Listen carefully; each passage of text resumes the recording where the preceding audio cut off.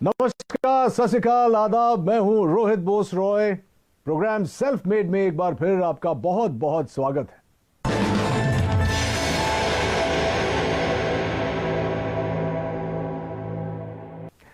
दोस्तों, हर बार हम आपको मिलवाते हैं देश के उन चुनिंदा हस्तियों से जिन्होंने अपनी सफलता की कहानी खुद गढ़ी है और लाखों युवाओं को प्रेरित किया है। इन्होंने चुनौतियों को अवसर में बदलना है। इनके न तो आगे पीछे कोई गॉडफादर होते हैं और ना ही सफलता के रास्ते से कोई परिचय। अगर इनके पास कुछ होता है तो वो है उनका यकीन, उनकी मेहनत, लगन और सूझबूझ। अपनी इन्हीं क्वालिटीज के कारण जब ये किसी मकाम पर पहुंचते हैं तब हम इन्हें कहते हैं सेल्फ मेड। आज के हमारे मेहमान, इन्होंने भी ऐसी ही चुनौतियों को अवसरों में बदला है और एस्क्लेपियस वेलनेस की नींव रखी है। इनका नाम है संजीव कुमार। ये एस्क्लेपियस वेलनेस के सीईओ हैं और एमडी भी। संजीव जी, बहुत बहुत स्वागत है आपका सेल्फ मेड पे। बहुत सुना है आपके बारे में, बहुत सारी चर्चा होगी उस पर, लेकिन शुरुआत हो इस सिलसिले का उससे पहले इनकी सफलताओं के बारे में एक छोटी सी फिल्म हम लोगों ने बनाई है। प्लीज आइए देखते हैं। एस्क्लेपियस वेलनेस सेहत की दुनिया में कामयाबी और विश्वास का इकलौता नाम है। एस्क्लेपियस वेलनेस, एक ऐसा नाम जिसने देश के कोने कोने में अपनी अमिट छाप छोड़ी है। पूर्व राष्ट्रपति प्रणब मुखर्जी के कर कमलों से श्री संजीव कुमार जी को चैंपियंस ऑफ चेंज सम्मान से नवाजा गया, जिसमें देश के कई मुख्यमंत्री, नामी गिरामी मिनिस्टर, समाज सेवी, उद्योगपति और गणमान्य लोगों का नाम शामिल था। मात्र 6 सालों में एस्क्लेपियस न सिर्फ आज लोगों के दिलों में बल्कि भारत की टॉप 10 डायरेक्ट सेलिंग कंपनीज में भी अपना स्थान बना चुकी है और हमें भरोसा है कि जल्द ही डायरेक्ट सेलिंग के क्षेत्र में न सिर्फ भारत की बल्कि पूरे विश्व की नंबर 1 कंपनी होगी एस्क्लेपियस वेलनेस। आप लोगों को यह बता दूं कि संजीव कुमार एक ऐसे शख्सियत है जो हर्बल प्रोडक्ट्स की दुनिया में एक क्रांति लेकर आए हैं और इन प्रोडक्ट्स को घर घर में पहुंचाना चाहते हैं। संजीव जी, आपसे बहुत सारी बातें करेंगे। सबसे पहले तो मुझे ये बताइए, मैं बहुत ही क्यूरियस था ये जानने के लिए कि ये जो नाम है एस्क्लेपियस वेलनेस, ये आपने कैसे सोचा और इसका मतलब क्या है? एस्क्लेपियस वेलनेस का मतलब है sir God of medicine. God of medicine? जी जी, ये ग्रीक के भगवान थे। अच्छा। तो जब मैंने सोचा कि मुझे ये काम करना है वेलनेस इंडस्ट्री में, तो वेलनेस इंडस्ट्री में हर्बल प्रोडक्ट्स के माध्यम से लोग ठीक होते हैं, आराम होता है, तो बस थोड़ा ऐसे लगा कि ये नाम बेहतर रहेगा, बेस्ट रहेगा। एस्क्लेपियस, क्योंकि मैंने वैसे तो पढ़ा लिखा हूँ लेकिन ये शब्द मैंने भी नहीं सुना था। जब आपने शुरुआत की तो जाहिर सी बात है कि आपके आगे पीछे कोई गॉडफादर नहीं था, कोई मदद शायद नहीं मिली हो, तो आज आप इस मुकाम पर पहुंचे हैं। शुरुआत कैसे हुई? शुरुआत हुई कि मेरे फादर साहब बीमार हो गए थे, तो उन्हें टीबी हो गया था। तो टीबी होने के बाद उनके फेफड़ों में पानी भर गया था। तो पानी, जब डॉक्टर ने कहा कि पानी निकालना पड़ेगा, फिर 9 महीने का उन्हें मेडिसिन दिया गया था। तो टीबी की जो मेडिसिन है ना, काफ़ी हैवी होती है, तो बॉडी काफ़ी वीक हो जाती है टीबी की मेडिसिन लेने से। इम्यूनिटी भी कम हो जाती है। जी, इम्यूनिटी भी कम हो जाती है। तो मेरे किसी दोस्त ने कहा, यार एक हर्बल प्रोडक्ट तो यूज़ कर, क्या पता तेरे पापा जल्दी रिकवर हो जाए। तो मेरे पापा सिर्फ 3 महीने में रिकवर हो गए। वहाँ से मुझे सोच आई। संजीव जी, जब भी हम लोग कोई नई चीज, कोई नया बिजनेस, कुछ भी नया शुरू करते हैं, तो जो हमारे सबसे करीबी होते हैं, जो दोस्त होते हैं, खासकर जब आप छलांग लगाते हैं तो लोग सोचते हैं कि अरे यार ये तुझसे नहीं होगा, इतना बड़ा क्यों सोच रहा है। आई एम श्योर कि आपके साथ भी शुरुआत में ऐसा हुआ होगा। कुछ बताना चाहेंगे आपके शुरुआती दौर के बारे में? हाँ, जब इंसान सर अपनी मतलब जो उसके एसेट्स हैं या जो उसकी नॉलेज है या उसका टैलेंट है या उसका बैकग्राउंड है, उसके अनुसार अगर सोचता है तो सब लोग कहते हैं कि हाँ ये हो सकता है। लेकिन अगर कुछ इंसान बड़ा सोच लेता है अपनी सोच से, तो सभी लोग रोकते हैं, टोकते हैं। उन्हें लगता नहीं है कि भाई इतना पढ़ा लिखा भी नहीं है, इतना टैलेंटेड भी नहीं है, इसके पीछे इतना बैकग्राउंड भी नहीं है, तो शायद ये नहीं कर पाएगा। तो होता ही है सर वो। तो मैं कहता हूँ कि अपने ही टोकते हैं, बाहर वाले अपने ही टोकते हैं। हाँ, बाहर वाले तो इंतजार करते हैं कि देखते हैं क्या करेंगे क्या करेंगे, लेकिन अपने ही टोकते हैं। आपके साथ ऐसा कुछ हुआ था? जब मेरे तो मदर फादर को बिलीव नहीं था कि मैं कुछ कर पाऊंगा। एक सवाल जो जहन में आ रहा है कि आपने खुद ही कहा कि आपका बैकग्राउंड ये नहीं था, तो आपने असलीपियस वेलनेस खोलने की सोची कैसे और कब? सर मैं हमेशा से सोचता था लाइफ में, मैं पहले जॉब में था तो सोचता था कोई अच्छा बिजनेस करना है। तो जब मैं बिजनेस के बारे में सोचता था तो एक थॉट हमेशा आती थी कि यार बिजनेस करने के बाद गालियां बहुत मिलती हैं, बिजनेसमैन को लोग पसंद नहीं करते। उसके पीछे रीज़न ये है कि लोगों की नीड होती है, वो सामान भी खरीद के लाते हैं, लेकिन फिर भी कहते हैं यार ये लालची है, इन लोगों ने ज़्यादा पैसा ले लिया। तो मैंने कहा कोई ऐसी इंडस्ट्री चुनूं, कुछ ऐसा सोचूं कि मैं लोगों से पैसे भी कमा लूं और लोग भी पैसे कमा लें, लेकिन जो प्रोडक्ट मैं उन्हें दूं उसके बाद मुझे ना मतलब डिग्रेड ना करे और कहें यार मज़ा आ गया आपके प्रोडक्ट को लेके, और प्रॉफिट भी मिल जाए और लोगों की दुआएं भी मिल जाए, इससे अच्छा कुछ हो नहीं सकता। तो फिर मुझे समझ में आया ये वेलनेस इंडस्ट्री है, और वो भी हर्बल प्रोडक्ट्स के साथ अगर मैं काम करूंगा और लोगों को अच्छे प्रोडक्ट दूंगा, लोगों को उसके फ़ायदे आएंगे, रिजल्ट्स आएंगे, तो डेफिनेटली लोग मुझे दुआएं भी देंगे और एक अच्छी कंपनी भी हमारी ग्रो करेगी और लोग भी हमारे साथ ग्रो करेंगे। संजीव जी, एक बहुत इंटरेस्टिंग बात है आपके बारे में जो शायद कंज्यूमर्स नहीं जानते कि आपने ये सब करने से पहले 16 साल आपने भारतीय सेना में बिताए। जी सर। अरे सर, इसके बारे में तो कुछ बताना ही पड़ेगा। हाँ, जब मेरी जीवन की शुरुआत हुई थी तो शुरू मेरे फादर जो है वो आर्मी में थे, तो हमारा अच्छा। पूरा परिवार पीढ़ियों से आर्मी में है।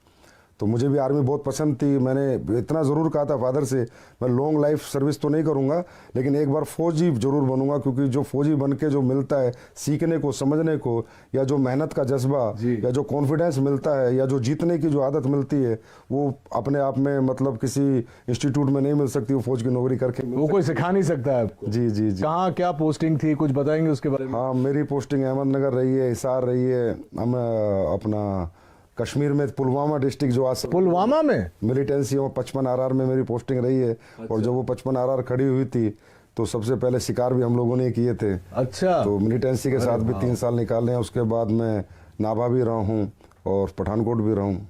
दोस्तों, मैं आपको यह भी बताऊं कि संजीव जी का जो बिजनेस मॉडल है वो उन सिद्धांतों पर आधारित है जहां लोग अपनी शर्तों पर आर्थिक स्वतंत्रता का जीवन बिता सकते हैं। लेकिन शुरुआत में ऐसा नहीं था। लोगों के मन में कहीं ना कहीं ये नेटवर्किंग इंडस्ट्री को लेकर बहुत सारे नेगेटिव विचार थे। चलिए जानते हैं कि इसका कारण क्या था Sanjeev ji. Sir, direct selling जो इंडस्ट्री है ये बहुत ही इथिकल है और इसका नेचर ऑफ वर्क भी बहुत ब्यूटीफुल है। यहाँ कोई भी आदमी अपना भविष्य बना सकता है, लेकिन ये मॉडल ऐसा है कि इसमें ग्रोथ भी अच्छी आती है, समय से आती है, और कोई भी व्यक्ति ग्रोथ कर लेता है, और ये प्रॉफिटेबिलिटी भी इसमें अच्छी है, इंडिविजुअल के लिए भी और कंपनीज के लिए भी। तो इस मॉडल को कॉपी करके कुछ लोगों ने ये वे ऑफ वर्किंग कॉपी करके कुछ गलत कंपनियां मार्केट में आती हैं। अच्छा। जो होती हैं 200 रुपये दो, 400 रुपये देंगे, या आप 1000 लाख रुपए दे दो तो महीने के 3-3 हज़ार की सैलरी देंगे। सैलरी बेस्ड कंपनी, इन्हें मनी रोटेशन कंपनियां कहते हैं, चिट फंड कंपनियां कहते हैं। तो ऐसी बहुत सी कंपनियां इन डायरेक्ट सेलिंग मॉडल की आड़ में आके और मार्केट को गंदा कर जाती हैं। तो फिर जब हम लोग भी मार्केट में जाते हैं तो लोग हमें भी उन्हीं नज़र से देखते हैं। हम प्रोडक्ट बेस हैं, हमारी फैक्ट्री है, मैन्युफैक्चरर हैं, लेकिन लोग इसी नज़र से देखते हैं कि वो 2 के 4 करने वाले तो नहीं। तो इस वजह से बहुत सी कंपनी आई, उन्होंने बहुत मार्केट गंदा किया। अब गवर्नमेंट काफ़ी सख्त हुई है, काफ़ी अच्छे रूल्स लेकर आई है, और डायरेक्ट सेलिंग के लिए अलग से रूल्स लेकर आई है जो इथिकल कंपनीज है। कंज्यूमर अफेयर्स इन्वॉल्व हो गया अभी इसमें।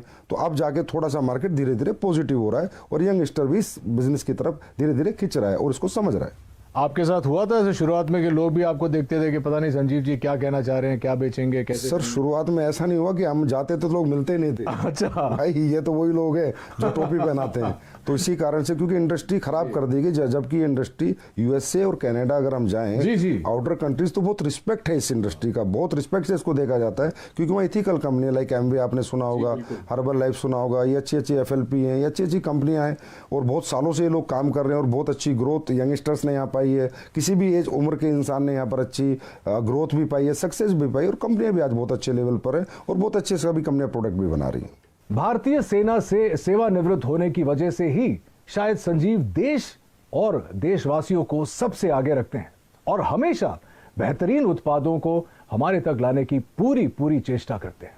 संजीव के जीवन और उनके डायरेक्ट सेलिंग मॉडल के बारे में बहुत कुछ जानना है, लेकिन इस छोटे से ब्रेक के बाद कहीं मत जाइएगा।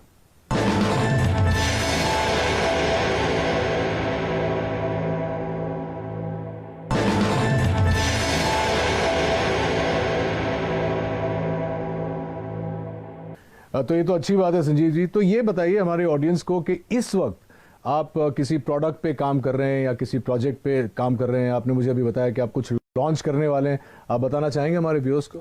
हाँ सर, प्रोडक्ट पे हम बहुत काम कर रहे हैं। अभी सप्लीमेंट्स पे हम काम कर रहे हैं, जैसे हर्बल पे हमने बहुत काम किया है। हर्बल पे भी काम कर रहे हैं, कुछ एडवांस लेके आ रहे हैं, कुछ एडवांस हर्बल प्रोडक्ट, कुछ एडवांस फूड सप्लीमेंट्स जो कि लोगों की हेल्थ के लिए अच्छे रहें, लोगों की वेलनेस के लिए अच्छे रहें। क्योंकि कहीं ना कहीं आजकल लाइफ स्टाइल डिजीज़ की मारामारी हो रखी है, हर इंसान लाइफ स्टाइल डिजीज़ से कहीं ना कहीं ग्रसित है। और लाइफ स्टाइल डिजीज़ से इंसान तभी बच सकता है एक तो अपना लाइफ स्टाइल सुधारे और कहीं ना कहीं ऑर्गेनिक की तरफ जाए, हर्बल्स की तरफ जाए, अच्छे सप्लीमेंट्स यूज़ करे। क्योंकि आज फूड में जो हम खाना खाते हैं उसमें इतनी सारी चीज़ें नहीं है, जो प्रोटीन मिनरल हमें चाहिए, जो कार्बोहाइड्रेट चाहिए वो प्रॉपर मात्रा में नहीं मिल पाते। तो इसलिए कहीं ना कहीं सप्लीमेंट्स का भी सहारा लेना पड़ता है। तो हम लोग हमेशा ही एडवांस कुछ ना कुछ नया करते रहते हैं और हमेशा नया करते रहेंगे। गुड। हाँ, एक और इंटरेस्टिंग क्वेश्चन है, क्योंकि आप क्वालिटी की बात कर रहे हैं। अक्सर देखा जाता है, चाहे वो इंडस्ट्रीज में हो, चाहे वो सप्लीमेंट इंडस्ट्री में हो, रेस्टोरेंट्स में हो, जब शुरुआत होती है तो जैसे एक फिल्म का प्रीमियर होता है तो बहुत लार्ज प्रीमियर होता है। उसके बाद धीरे धीरे जो होता है वो क्वालिटी प्रोडक्ट्स की और खाने की और टेस्ट की और इन चीज़ों की जो क्वालिटी है वो हमेशा डिक्लाइन होती जाती है समय के साथ साथ।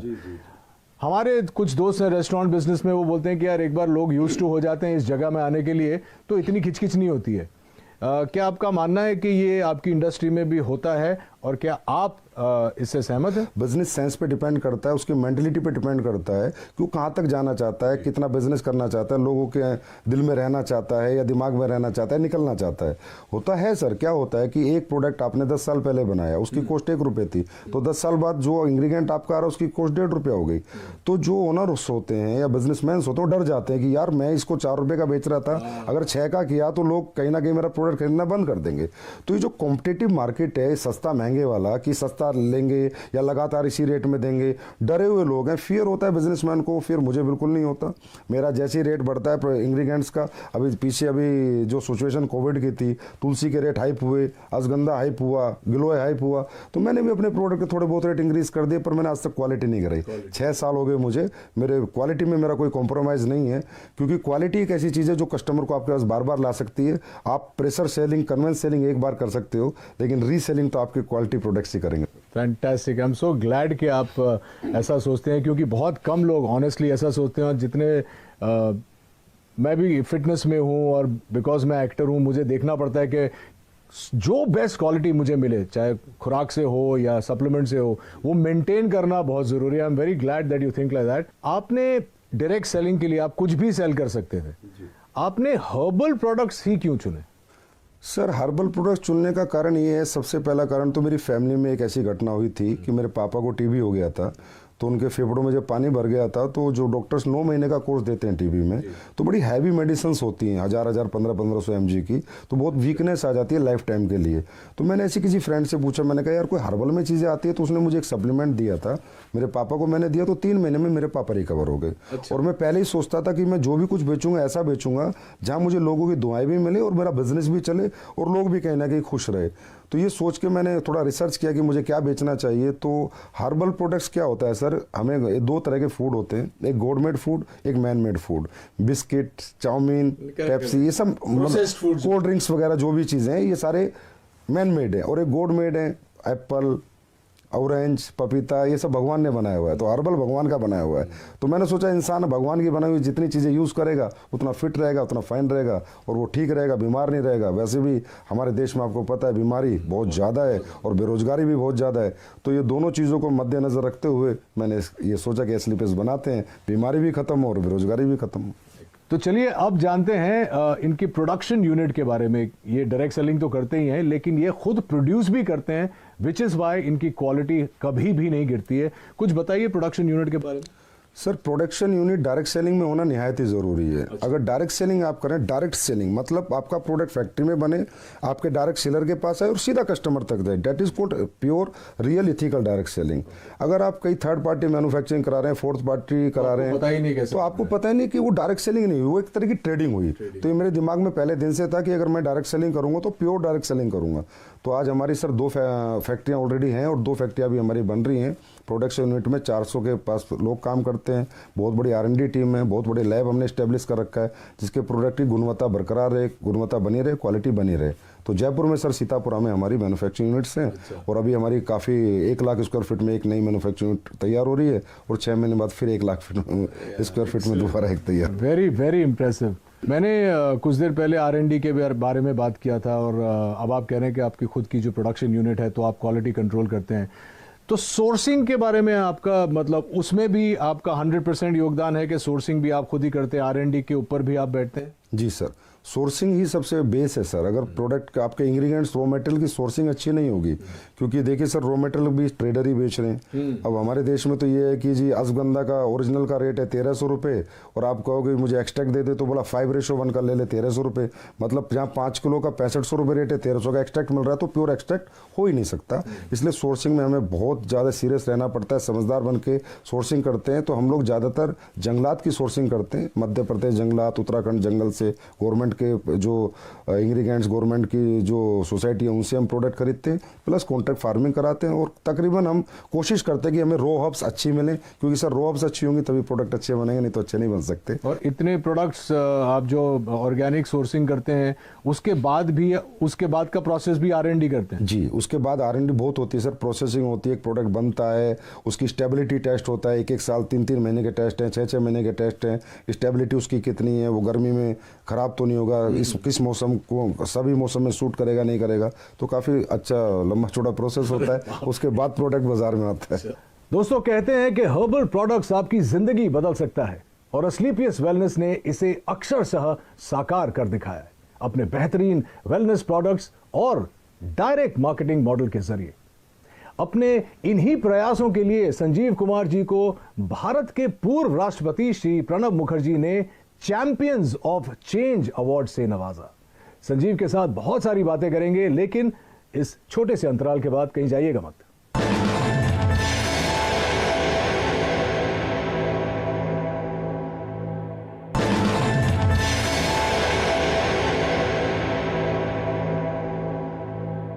मुझे अब अपने एक्सपेंशन प्लान्स के बारे में और विदेशी योजना के बारे में बताइए। आप ब्रेक में बता रहे थे कि आप चाहते हैं कि ये आप वर्ल्ड वाइड ले जाएं, और तो आई एम श्योर कि हमारी ऑडियंस ये भी जानना चाहिए। जी सर, हमेशा से मैं ये सोचता हूँ कि जो हमारे इंडिया के पास सबसे बड़ा रिसोर्स है वो हमारे ऑर्गेनिक प्रोडक्ट्स हैं, हमारी हर्ब्स हैं, हमारी जड़ी बूटियाँ हैं, हमारे हर्बल प्रोडक्ट्स हैं जो सदियों से लोग यूज़ कर रहे हैं और उनको रिजल्ट आ रहे हैं।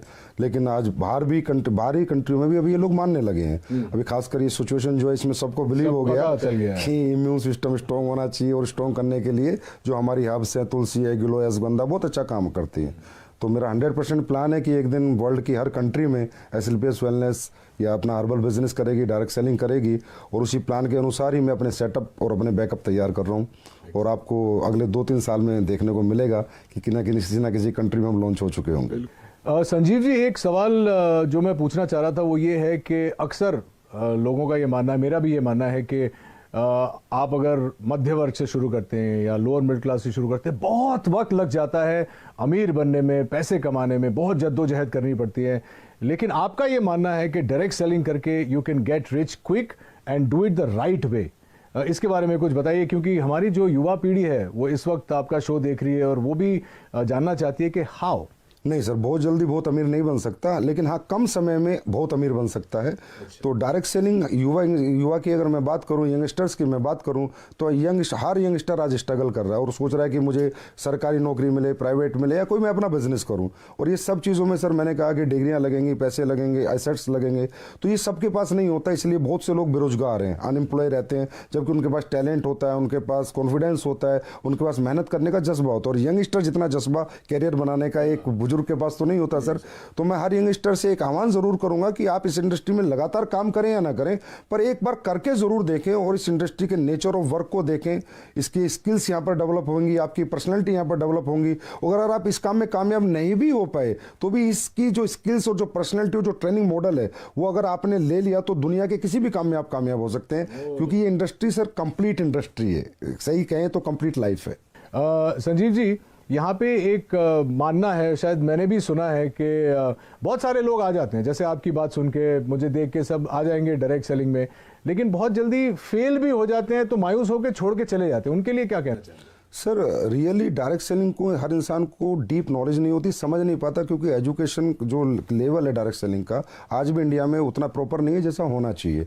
लोग ये सोच के आते हैं कि ये कोई मतलब यहाँ पर फटाफट आपके पैसे बन जाएंगे, साल 2 साल में आप अमीर बन जाएंगे। ये एक बेम्बू ट्री का प्रोसेस है सर। जैसे चाइना में एक बेम्बू ट्री होता है, 6 साल तक उसमें थोड़ी भी ग्रोथ नहीं होती, लेकिन 6 साल बाद इकट्ठा वो 60 फीट बढ़ जाता है। तो यहाँ पर क्या टीम बिल्डिंग है सर। अगर हमारी 2 की टीम है तो कम पैसे आएंगे, 4 की है तो थोड़ा ज़्यादा आएंगे, लेकिन अगर हमारी टीम 4000 की है, 40,000 की है, 4 लाख की, तो बहुत ज़्यादा आएंगे। लेकिन उस टीम मल्टीप्लिकेशन में बनाने में थोड़ा समय लगता है। एटलीस्ट मैं कहता हूँ कि डायरेक्ट सेलिंग करने वाले किसी भी व्यक्ति को किसी भी कंपनी में कम से कम 5 साल देने चाहिए। उसके बाद उसे देखना चाहिए खड़े होकर कि आज मैं कहाँ पर हूँ, मेरी क्या ग्रोथ है, मेरी क्या सक्सेस है। और सर कोई भी व्यक्ति अगर यहाँ 5 साल टिक कर इस बिजनेस को करे तो यहाँ इतना बड़ा मल्टीप्लिकेशन होता है सर कि इंसान की लाइफ का भी, इंसान की इनकम का भी, इंसान की पर्सनैलिटी का भी, कि ही विल मतलब वो एहसास करता है 5 साल बाद कि हाँ मैंने कोई अच्छा बिजनेस चुना और मैंने कोई अच्छी ग्रोथ पाई। 2 सवाल मैं जाने से पहले आपको पूछना चाहूँगा। सबसे पहले तो आप कोई संदेश देना चाहेंगे हमारे व्यूअर्स को अपने बारे में, या अपने मॉडल के बारे में, या अपनी एथिक्स के बारे में? मेरा यही संदेश है कि एसलीपीएस वेलनेस बहुत इथिकल और अपने प्रिंसिपल पे चलती है। हमारी अपनी वैल्यूज़ हैं और हम लोग यही सोचते हैं कि हम बेहतर से बेहतर प्रोडक्ट कैसे बनाएं, बेहतर से बेहतर सर्विस कैसे दें, और लोगों को प्रोडक्ट देने के बाद उन्हें रिपीट अपने पास लेके आए और लोग कहें कि हमने यूज़ किया प्रोडक्ट, हमने पैसे नहीं गंवाए, और ये प्रोडक्ट जिस पर्पज़ से हमने लिया था वो पर्पज़ हमारा सोल्व हो गया। तो मैं कहूँगा एक बार तो एसलीपीएस पे पक्का बिलीव करना चाहिए हर व्यक्ति को। बाकी तो फिर हमारी सर्विसेज बताएंगे, हमारी क्वालिटी बताएंगी, तब लोग हमारे पास लगातार आएंगे। और 6 साल में हमारी ग्रोथ का कारण भी सर हमारी सर्विसेज और हमारी क्वालिटी है। तो देखा आपने कैसे अपने छोटे से सपने को संजीव ने अथक प्रयासों और बुलंद हौसलों से इतना बड़ा परिवार बना। वैसे आपका परिवार जो है एसलीपीएस का कितना बड़ा है? अभी सर 9 लाख के करीब डायरेक्ट सेलर से, यूजर से, कस्टमर से। 9 लाख? जी सर। वाह। और इस 9 लाख के परिवार को हम और आप एसलीपीएस फैमिली की तरह जानते हैं। उम्मीद है कि आपको भी संजीव की कहानी सुनकर प्रेरणा मिली होगी। आज के हमारे अंक में बस इतना ही। अगले अंक में इन्हीं की तरह किसी और इंटरेस्टिंग शख्सियत से मुलाकात होगी। Till then take care of yourself and please stay safe, maintain social distance and mask. This is Rohit Roy saying नमस्कार।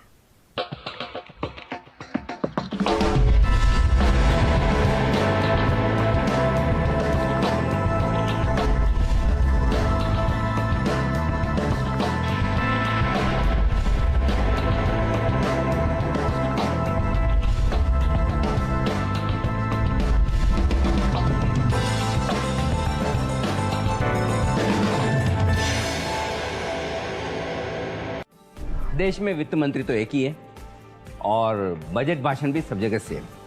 400 से ज्यादा न्यूज चैनल्स। आपको कहां देखना है? जरा सोचिए, आपको बजट समझाएगा कौन? सिर्फ जी बिजनेस।